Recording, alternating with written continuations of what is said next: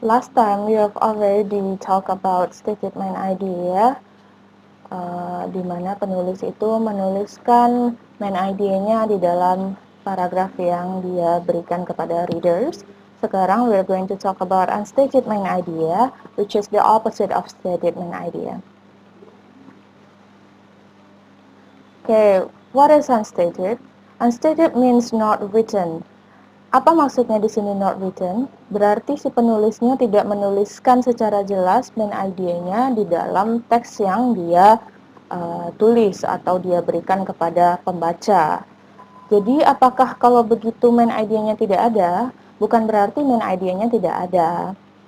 Apa maksudnya kalau begitu stated main idea? Stated main idea itu adalah ketika writer puts the main idea in the whole text. Apa maksudnya puts the main idea in the whole text ini? Itu adalah ketika tidak dituliskan secara jelas oleh writer itu kalimat yang menggambarkan ide yang dia ingin bicarakan. Tapi dia ingin pembaca untuk mengerti ide yang dia ingin bicarakan itu dengan membaca keseluruhan teks tersebut. Makanya disebut sebagai unstated main idea atau tersirat. Kapan biasanya writer itu memakai unstated main idea? Biasanya writer itu akan memakai unstated main idea ketika dia ingin memberikan lebih dari satu poin di dalam teks yang dia tulis. Makanya dia memakai unstated main idea karena akan lebih aman untuk memakai unstated main idea dan tidak membingungkan pembaca. Oke. Mari kita bahas dulu tentang main idea sedikit.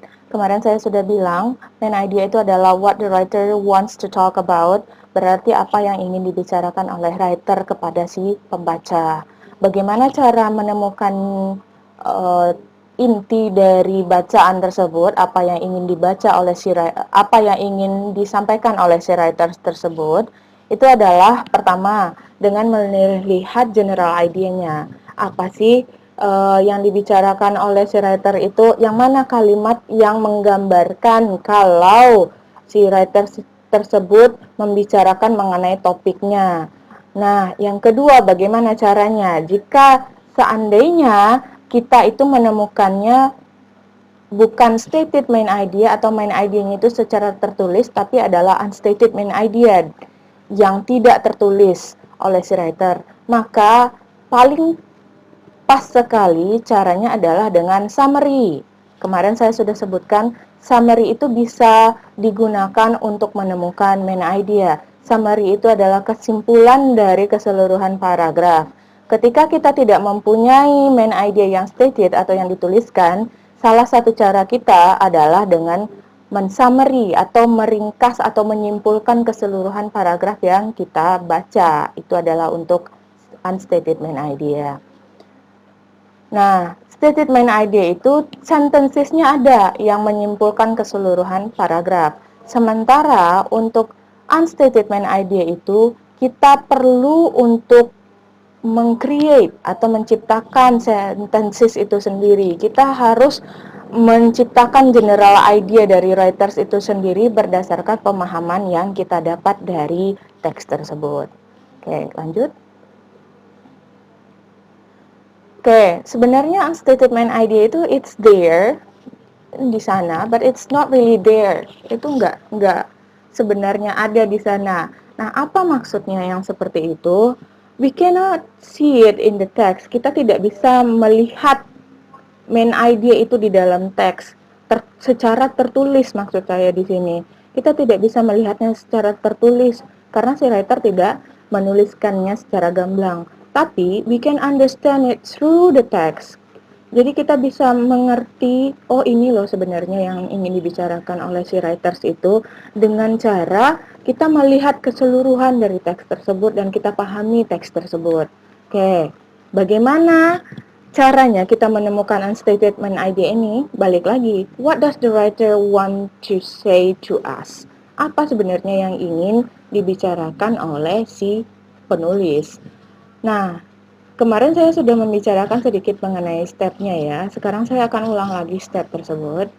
Oke, yang pertama itu adalah find the topic. Kita harus menemukan topik dari teks tersebut. Jika kita tidak bisa menemukan topik atau subjek yang ingin dibicarakan oleh si writer tersebut, kita tidak akan bisa meng-create atau menciptakan main idea untuk teks yang kita baca. Oke. Bagaimana caranya? Caranya ya yang pertama adalah dengan menemukan keywords. Keywords itu bagaimana? Kemarin saya sudah menyebutkan. Keywords itu adalah repeated words atau kata yang diulang-ulang. Atau satu lagi adalah kata yang berkaitan dengan ide si penulis.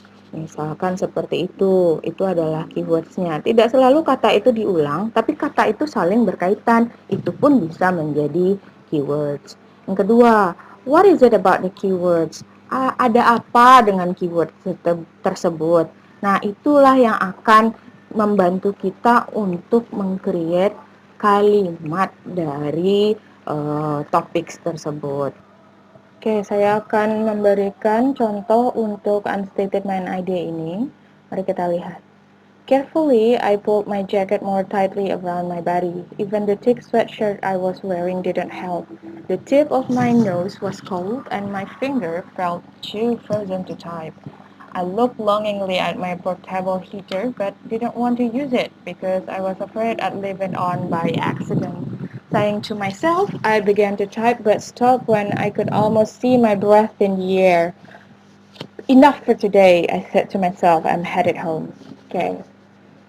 Seperti yang saya bilang tadi, untuk menemukan main idea, kita harus menemukan topik dulu. Nah, topik itu datangnya dari mana tadi? Datangnya dari repeated word atau idea yang saling berhubungan. Di sini kira-kira ada tidak repeated word-nya? Oke, repeated word-nya ada ya. Yang pertama itu dia menyebutkan kata cold. Nah, ini jelas sekali nih, dia menyebutkan kata cold di sini. The tip of my nose was cold. Berarti keadaannya cold saat itu. Nah, apalagi yang dia sebutkan yang repeated, frozen. Frozen ini berkaitan dengan cold, masih berkaitan dengan cold. Nah, lalu apalagi yang dia sebutkan yang berkaitan dengan cold? My portable heater, penghangat portable-nya. Ini juga berkaitan dengan cold. Nah, lalu apalagi yang dia sebutkan yang dia ulang-ulang. I could almost see my breath in the air. Saya hampir bisa melihat napas saya di udara. Berarti kapankah kejadian ketika napas itu bisa terlihat di udara adalah ketika cuacanya sedang dingin. Berarti what is it that he keeps repeating? Cold. Oke. What is cold? Apa yang dingin itu gitu ya? Apa sebenarnya yang dingin itu? Kita kan belum jelas, dia hanya menyebutkan kata dingin saja. Oke, mari kita lihat apa yang dingin itu. Nah, I look longingly at my portable heater but didn't want to use it because I was afraid I'd leave it on by accident. Di mana dia leave it on by accident berarti itu adalah suatu place ya. Sighing to myself, I began to type but stopped when I could almost see my breath in the air. Tempat dia type berarti ada the place he is in. Tempat dia mengetik tersebut, nah itu yang dingin. Oke, mari kita lihat apa berarti topiknya dari teks tersebut. A very cold place. Berarti dia menceritakan tentang cold place, tempat yang dingin. Apa sebenarnya yang ingin disampaikan si writer tentang tempat yang dingin itu? Itulah main idea kita. Mari kita lihat bagaimana caranya mencari main idea dari tempat yang sangat dingin ini. Saya perlihatkan dulu jawabannya. It's too cold for work. Berarti tempat dingin ini sangat-sangat dingin untuk bekerja. Tahu dari mana kita kalau misalkan tempat itu terlalu dingin untuk bekerja? Oke, I began to type but stop when I could almost see my breath in the air. Saya itu mulai untuk mengetik, tapi berhenti ketika saya bisa melihat napas saya. Nah, bisa melihat kepulan napas saya. Lalu saya mengatakan, enough for today, I'm headed home, gitu ya. Berarti dia terlalu dingin buat si writer untuk terus bekerja. Nah, dari keseluruhan ini, bagaimana kita menciptakan main idea-nya kalau begitu? Kita buatlah kalimat yang berkaitan dari keseluruhan poin ini. Apa kalimat yang tepatnya? Mari kita lihat. Kalimat yang tepatnya adalah the place is too cold for him to continue his work. Simple. Begitu saja sudah mencakup keseluruhan dari apa yang ingin disampaikan oleh writer.